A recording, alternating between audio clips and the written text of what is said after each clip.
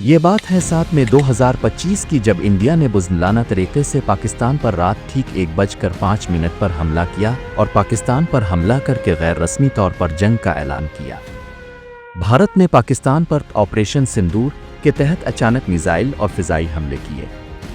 یہ حملے پاکستانی زیر انتظام کشمیر اور پنجاب کے 9 مختلف مقامات کو نشانہ بنانے کے لیے رافیل طیاروں سے اسکالپ میزائل، ہیمر بم، براہموس کروز میزائل اور خودکش ڈرونز کے ذریعے کیے گئے اور تقریباً 23 منٹ میں مکمل ہوئے۔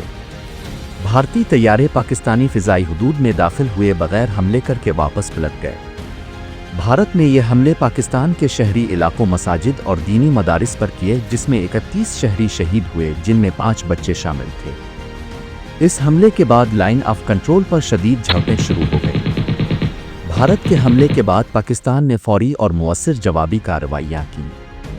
پاک فوج اور فضائیہ نے بھارتی حملوں کا سخت جواب دیتے ہوئے 5 بھارتی طیارے، جن میں MiG-29، Su-30 اور 3 رافیل شامل تھے، مار گرائے اور بھارتی ڈرون بھی تباہ کیے گئے۔ لائن آف کنٹرول پر پاکستانی فوج نے بھارتی پوسٹوں پر حملے کر کے کئی چوکیاں تباہ کیں اور دشمن کو بھاری نقصان پہنچایا، جس کے باعث بھارتی فوجی کئی چوکیوں کو چھوڑ کر فرار ہوئے اور لائن آف کنٹرول پر سفید جھنڈا لہرا کر شکست تسلیم کی۔ 7، 8 اور 9 مئی کو بھارت نے رات کے وقت پاکستان پر ڈرون حملے کیے، جن کا مقصد پاکستانی فضائی دفاع کو چیک کرنا، شہروں اور فوجی تنصیبات کو نشانہ بنانا تھا۔ بھارت کے کئی ڈرونز پاکستان کی فضائی حدود میں داخل ہوئے، جن میں اسرائیلی ساختہ اوہارو خودکش ڈرون بھی شامل تھے، جو مخصوص اہداف پر خود کو گرا کر دھماکہ کرتے ہیں۔ بھارتی ڈرونز نے لاہور، کراچی، گجرانوالہ، راولپنڈی، بہاولپور، میانوالی اور دیگر شہروں میں شہری علاقوں اور فوجی تنصیبات کو نشانہ بنانے کی کوشش کی۔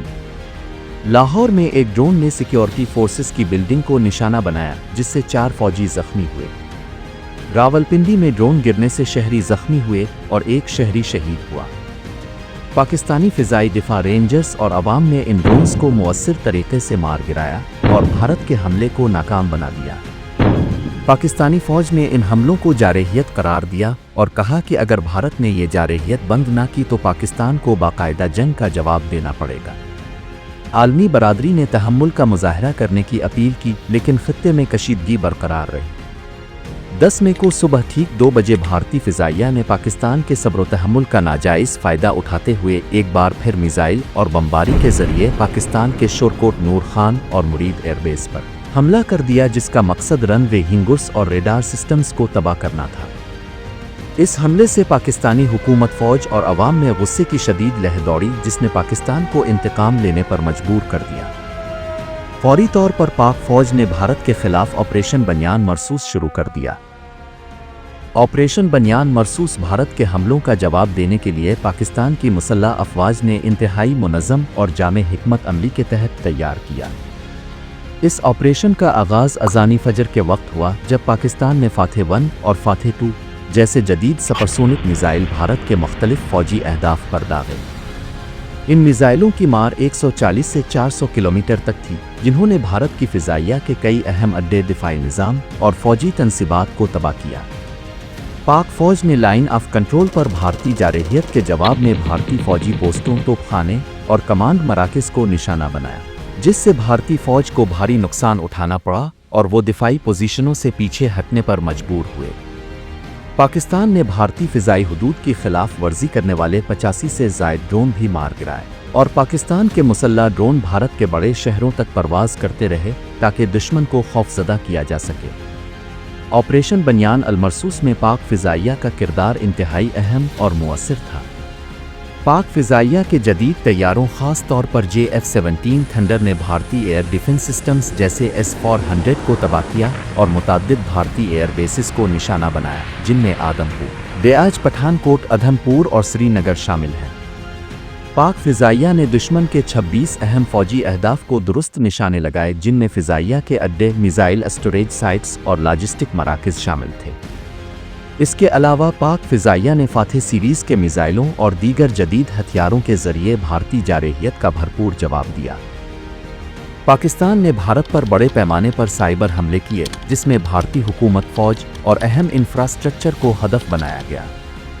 اس دن بھارت کے وزارت دفاع کی ویب سائٹ پر تقریباً 4 گھنٹے تک DDoS حملہ ہوا، جس سے ویب سائٹ بند ہو گئی۔ اس کے علاوہ پاکستان کی سائبر ٹیم نے بھارت کے بجلی گھروں کو تقریباً 70 سے 80% تک مفلوج کر دیا، جس سے بڑے پیمانے پر بجلی کی بندش ہوئی۔ حملے میں بھارتی ایئرپورٹس، ریلوے سسٹمز اور مواصلاتی نظام بھی متاثر ہوئے اور کئی سرکاری ویب سائٹس ہیک کر کے ڈیٹا لیک کیا گیا۔ اس آپریشن میں پاکستان کی تینوں مسلح افواج نے مل کر کام کیا اور فضائی، زمینی، سمندری اور سائبر محاذ پر ایک ساتھ مل کر کارروائیاں کی گئیں۔ پاک فضائیہ نے فضائی حدود کی حفاظت کے ساتھ ساتھ دشمن کی فضائی صلاحیت کو کمزور کرنے میں بھی اپنا کردار ادا کیا۔ مختصر یہ کہ آپریشن بنیان المرصوص میں پاک فضائیہ نے بھارت کے فضائی دفاعی نظاموں کو تباہ کر کے اور اہم فوجی اہداف کو نشانہ بنا کر پاکستان کی فضائی برتری قائم رکھی، دشمن کی جارحیت کا بھرپور جواب دیا۔ DGISPR نے بتایا کہ یہ آپریشن قرآن کی سورۃ الصف کی آیت سے لیا گیا نام بنیان مرصوص کے مطابق دشمن کے سامنے سیسا پلائی دیوار کی طرح کھڑے ہونے کا عملی مظاہرہ تھا۔ اس آپریشن کی تیاری میں پاکستان کی مسلح افواج نے اپنی تمام عسکری صلاحیتوں کو بروئے کار لایا اور پوری قوم کی حمایت حاصل کی تاکہ بھارت کی جارحیت کا بھرپور اور فیصلہ کن جواب دیا جا سکے۔ بھارت 6 گھنٹے بھی اس آپریشن کو برداشت نہ کر سکا اور فوری طور پر پاکستان سے جنگ بندی کی درخواست کر دی۔ 10 میں شام 5 بجے کے قریب امریکی صدر ڈونلڈ ٹرمپ نے دونوں ممالک کو جنگ بندی پر مبارکباد پیش کی اور اس طرح 4 دن کے بعد اس جنگ کا اختتام ہوا۔ پاکستان نے اس دن کو مارکہ حق قرار دیا۔ پاکستان میں باقاعدہ طور پر اس جنگ کی جیت کا جشن منایا گیا۔ مکہ مکرمہ مسجد حرام میں خانہ کعبہ کے امام نے پاکستان زندہ باد کے نعرے لگائے۔ چین، ترکی، آذربائیجان اور بنگلہ دیش کی حکومت اور عوام نے پاکستان کو مبارکباد پیش کی اور پاکستانی پرچم کے ساتھ ریلیاں نکالی گئیں۔ یہ مارکہ نہ صرف پاکستان کی عسکری قوت کا مظہر تھا بلکہ پوری قوم کے اتحاد، ایمان اور قربانی کی ایک روشن مثال بھی بن گیا۔ تاریخ میں یہ دن ہمیشہ یاد رکھا جائے گا جب حق نے باطل پر فتح پائی اور پاکستان نے دنیا کو باور کروا دیا کہ وہ اپنے دفاع میں نہ صرف مضبوط ہے بلکہ ہر چیلنج کا ڈٹ کر مقابلہ کرنے کی صلاحیت رکھتا ہے۔ پاکستان زندہ باد۔